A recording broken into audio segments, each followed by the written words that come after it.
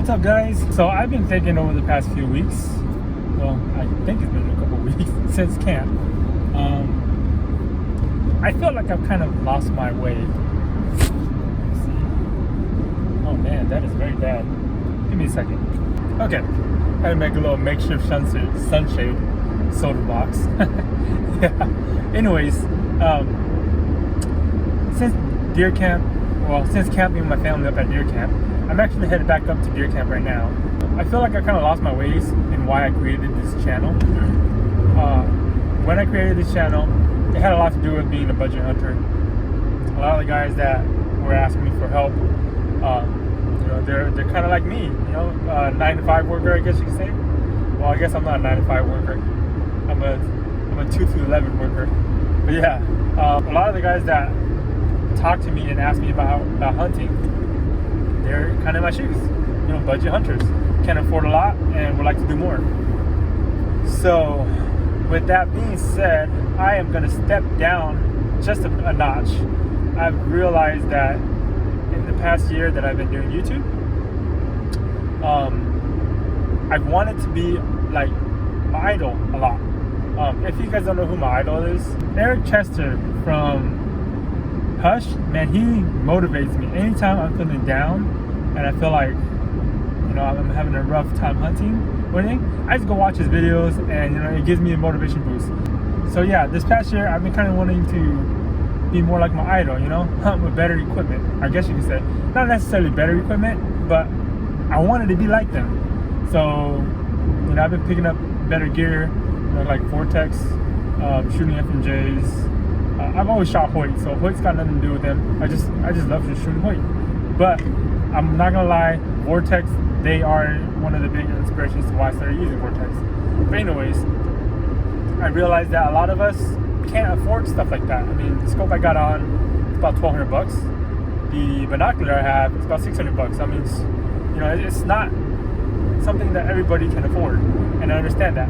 So what I'm gonna start doing now is, I think I'm gonna jump back and forth from my old gear to my new gear, and each time I jump onto those, each time I switch gears like that, I will give you guys the pricing to what I'm using, so you guys know exactly how much it is and what it costs you. Because there are times when I'm watching a video, I'm like, man, I wish I could do what they do, but I don't think I could afford it. In reality, I probably could, I just didn't know it. So my Hoyt bow, okay, I'm shooting the Hoyt Rampage XT right now. It's got 80-pound limbs, and I'm shooting 70 pounds, and I'm shooting FMJs with Spriker broadheads, and of course I shoot Hush vanes. My arrow setup is not that expensive, but it's pretty pricey, and my bow seems expensive, but it's not. But it is a little more pricey for an average hunter. My Hoyt bow cost me $600. That's just the bow, okay, not the accessories. So that's a $600 bow, but I have a Fredbear Instinct, which only cost me $139. So it's a big difference. Both brand names, both great brands, and I love shooting both the bows. So what I'm gonna do is I'm gonna go from my Hoyt setup into my bear setup, and my plan this year is basically to not harvest a deer with my rifle. Hopefully I can harvest 2 deers, wishful thinking, with both my bows. So I will go out one day with my Hoyt, and then the next day that I go out, I'll go out with my Fredbear, and I'll just kind of rotate like that, so that I could actually still continue to do what I created my channel for. Is to show that the average hunter, budget hunters like myself, can do it even on a budget. I don't make a lot of money, guys. I'm pretty sure a lot of you guys know that. So I'm definitely a 100% budget hunter. So what I'm gonna do is I'm gonna go pick up some new arrows. I actually have some cheap arrows right now with me for squirrel hunting. I call them my trash arrow, but they're not really trash arrows. It's just I don't have a real purpose for them anymore, so I don't mind losing them, which is kind of bad to say, because anything you spend money on is actually not that easy to just give up. But I have some Carbon Express Game Slayers that I had purchased to shoot with my charger. I don't know if you guys remember, but I had my charger back then before it got stolen, and I bought about 12 Carbon Express Game Slayers. I still have them. They are a little shorter than what I'm shooting. I think I'm shooting 28.5 with my FMJs, and then my Carbon Express are actually 28 inch. So they're a little lighter for sure. I weighed them yesterday. They're definitely gonna shoot probably a little high. Even with the 125 grains, they came out to 416 grains. My current FMJ setup is 472 grains. So it's a 50 grain drop. So I'm gonna have to probably do some minor adjustments while I'm hunting squirrel. But like I said, to me, they're not all that, like, I couldn't afford to lose them because I paid $20 for 6 of them. Off eBay, you get 6 for $20. But there are, what I tune my Hoyt to is the, what is it? Cryptos from Walmart. I bought Cryptos because I've shot Cryptos in the past when I was shooting the Easton. Was it Easton? No, when I was shooting the what was it? Oh, I can't remember what it is, but I'll put it on the video. I can't remember what they're called, but yeah, I was shooting another arrow, one of the brand name arrows, and I noticed that they shoot basically exactly the same. They weigh the same. They both shot great, stacked just like each other, but the straightness level was totally different. So I tuned it to the XTs because they're the closest thing that I was able to get right away at the moment while I was waiting for my FMJs to get in, because I have to order my FMJs. I tuned it to the Cryptos, and I actually shot my turkey with it before I got my FMJs, and they still shoot great. I like shooting them. They're only $4 each at Walmart, so it definitely falls into the range of budget hunter, and it could definitely get the job done for you. What I'm gonna try to do is, as much as it pains me to say this, I am going to retire my FMJs. I really don't want to. No, you know what? I don't think I need to. I'll probably just shoot the Cryptos out of my Fredbear. Yeah, that's what I'm gonna do. I'm gonna shoot the Cryptos out of my Fredbear because I already have the FMJ set up for my Hoyt, so I'm gonna just shoot that. My Hoyt setup's gonna be my expensive setup, and it's not that pricey, guys. I shouldn't say that. It's pretty pricey, but it's not that pricey.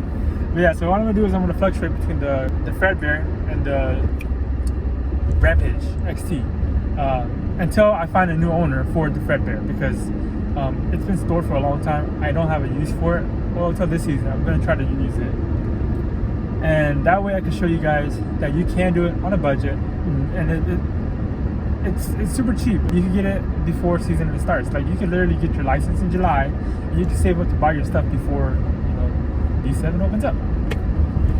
Anyway, so that's the plan. I am shooting a completely different trigger now. Back to my Wolf. Again, it's another budget item. Back to my Wolf thumb trigger, and I use this trigger for my tricky hunt. Shot great then. I hope it shoots great now. Definitely have to resight it because the anchor placement is totally different, but hopefully it will still shoot relatively close to where I'm shooting. I actually have it right here. So I went back to this guy, the Wolf thumb trigger. Shoots great. I love using it. In case anybody is wondering, I picked this up for $49.95 on Amazon, but you can probably find this on eBay for like $25, $26. So if you guys are trying to see if you are in the market for a thumb trigger, but you don't, okay, forget what I just said. Before you decide to go and buy yourself an expensive trigger. Like, now that I'm comfortable with this, I will probably, no, you know what? I'm gonna keep this simply because I'm trying to keep it budget. I was thinking about buying me a Go True Ball. My cousin actually went and picked one up. I think he picked up a Go True Ball, and it's just exactly the same as this, except he has a little part that you can hold your thumb on. And I was telling him, like, dude, your trigger looks just like mine, except I paid a fraction of what you paid. So yeah, before you guys decide, you want to go pick up a real brand name trigger, go pick yourself something up like this. Do not buy the little stick one, the one that has a little stick sticking out. Those things does not work. I had picked one up and it said that it could hold up to 70 pounds. Well, I was shooting out of my Pro Hawk, and it misfired 4 times because it couldn't hold 50 pounds. So do not buy those little stick ones. Like, I'll show you guys a picture here. Do not buy these. You want to buy these because when I get home, I'll take this apart and I'll show you guys the inner mechanism of this, so you guys know why I recommend buying these and not the other ones. So, because I've never opened up the other ones and I don't ever plan to, because how it looks, it just looks too frail and flimsy. So, anyways, again, this thing right here, I bought it for $50. Because I was pretty dumb, I guess you could say. I thought, paying for the higher price one will give you better quality. I seriously doubt it. If you see these and you find one for $25, pick it up. Don't buy one for $60 just because you think, because the $60 is gonna shoot better. I'm pretty sure they're all the same because the same brand looks exactly the same. But yeah, I could have just paid $26 for this, 25 something, 25. I think it was like 25.60 something. But instead I paid for the one that was like $50, thinking I'm gonna get a better product. I'm pretty sure it's exactly the same. I'm gonna be shooting this trigger from now on because I broke my Cobra. And again, my Cobra, I paid $60 for it. It's a $60 trigger. I like using those hook triggers. There you go, that's what they're called. This thing works just like a hook trigger, so I have a little bit more confidence. So I have a little bit more confidence in shooting these than the other ones. But I'm paranoid with shooting clamp triggers. I'm pretty sure there's nothing wrong with them, and a lot of people shoot them. Even those guys that are like up there, they shoot those kind of triggers. But my Cobra was a hook trigger, which I love shooting hook triggers. I feel like they just cannot fail on you. Like, I just feel like they're not failable. I'm pretty sure they are, but they are usually in the higher price ranges. So yeah, that one was $60. But yeah, so that's what's gonna happen from this point on. I'm going to rotate from my high-end gears, I guess you could say. For me, it's high-end because I'm pretty much always hunting on a budget. So I'll be rotating from a high-end gear to my super low budget stuff that I usually pick up at a super good bargain. So yeah, with that being said, guys, I will see you guys up at camp with a little bit of target practice because I have the game slayers. Yeah, I'll see you guys up at camp.